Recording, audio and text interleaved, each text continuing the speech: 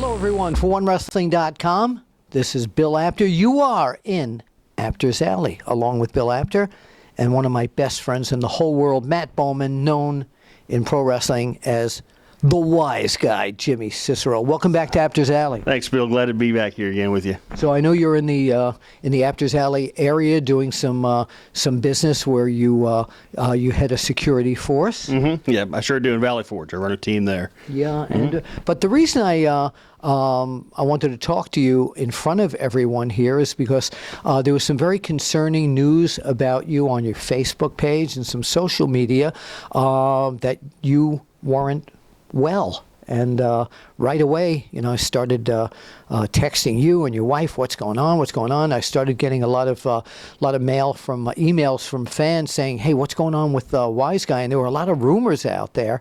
So I figured today, have you down in Apter's Alley, and you always have such, you're willing to talk about anything. We've talked about body slamming autism always, many always. times. Yep, always. And I always appreciate yourself and everybody else for supporting our mission to body slam autism. We've done that for years now. Regarding my health, about 2 months ago, I started to have numbness in the left side of my body, and my strength was starting to leave me. I didn't have any strength on the left side of my body. I still don't. I've had several MRIs, 2 spinal taps, and what the docs are saying right now, they're 95% sure that I have MS. Wow. My vision's starting to fail in my left eye, and so it's been a challenge. I wouldn't be here to be able to speak to you about this and all the people out there about this if it weren't for my wife taking care of me, because I honestly, my health has been a mess. But, God willing, I'm starting to feel a little bit better right now. I got to use this cane to walk around, but I use the same resolve that I've always used in my 20 years of wrestling and as a parent that I've used with my kids, and that's I don't give up, and I'll keep on trucking along as much as I can anyway. So how did this all start? Were you just one day walking along and all of a sudden you felt? No, I for about 3 weeks it was numb on my left side of my body, and I thought that it was probably just like a pinched nerve. Something along those lines that I suffered from, my days of wrestling. Yeah. And then one day when I got in the bathtub, I had the tub set, and I forgot to put any cold water in there, and I stepped into the tub with my left foot and didn't feel a thing. And then I got in with my right foot, and I was like, oh my gosh, this thing was boiling hot.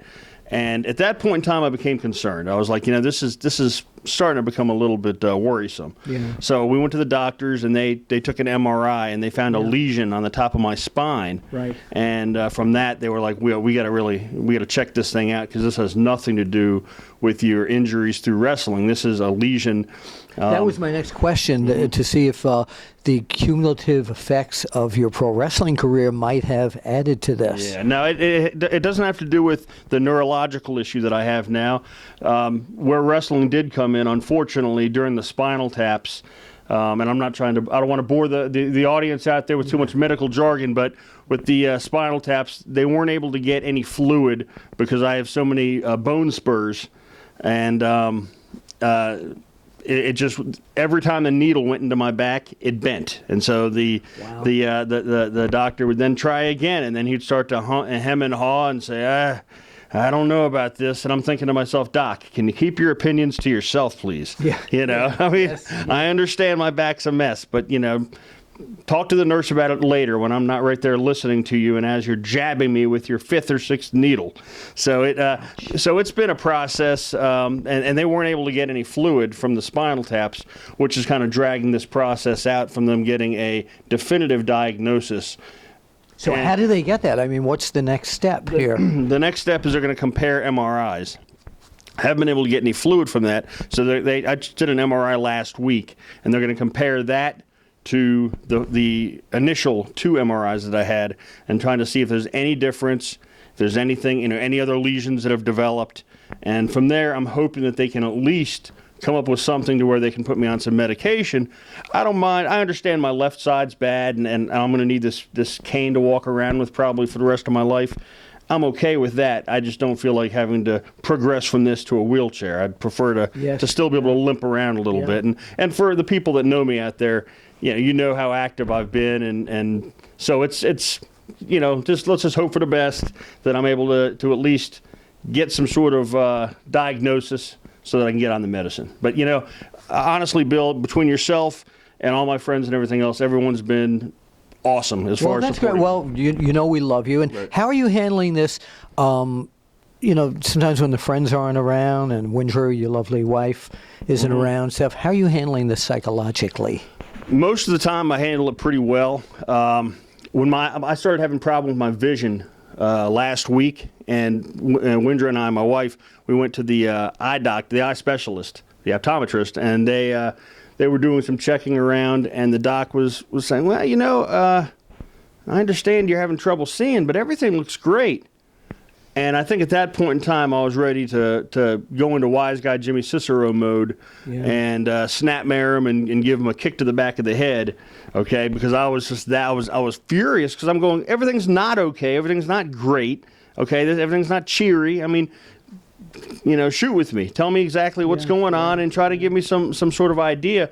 And typically, I try not to let that come out. I try not to. I know it's not his fault, but it can be frustrating. It can be frustrating for me to go, guys, you know what? Just let's move forward and not put a cheery spin on everything, but let's try to figure out what the heck's going on and what I need to do to try to get a little bit better. I mean, the doctor obviously can't get into your body, can't feel what you're feeling. Right. And sometimes doctors just go on what they know and say, well, everything looks fine. Right. Everything seems to be fine. And I You haven't been told it's anxiety, right? That's usually the first thing. Yeah, no, he didn't say that. But I think what happened is when he had said that, and I said, oh, really? Everything's fine, huh? I'm great. Yep, that's right. I'm vomiting for 4 days straight. I can't feel my left leg. Now I can't see, but everything is great, Right, Doc. take two aspirins. Take two Yeah. aspirins and see me in the morning. And at that point in time, Windrew was like, Matt, Matt, take a deep breath, Matt.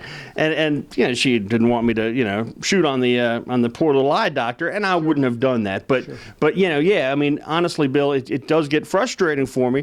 And I think I can speak for a lot of the other boys in the business that when they have gone through different challenges, medical challenges, you don't want to hear the rosy picture, and you don't want to put on the rose-colored glasses. Mm-hmm. You just want to know, guys, what's the issue and what's the game plan so that we can go ahead and attack this thing and try to hopefully, recoup at least some of our strength. Sure. Sure. Before we let you go, recently you celebrated a birthday. Mm-hmm. How young? 45 years 45 young. 45 years young, I'm telling you. And one of your dear friends who lives not far from Apter's Alley participated in a very special birthday videotape because he couldn't be there and I couldn't be there. And I know you said when you come down to Apter's Alley next time, you want to say something to that guy. Tom Brandy, Sal Sincere, the Patriot. I want to say, brother, I love you very much, man. You are a mentor. You're a teacher to me. And I wouldn't be anywhere in the wrestling business if it weren't for you.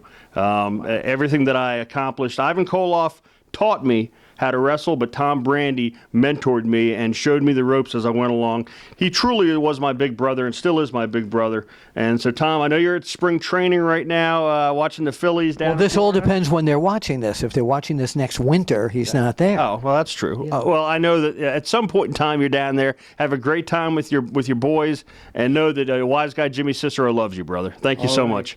For Wiseguy, Jimmy Cicero, and Matt Bowman, little split personality there. We will keep you posted as new developments arise so you can keep check on what's going on with this terrific guy. And let's point right out to the camera and say, we'll see you. We'll see you at the matches.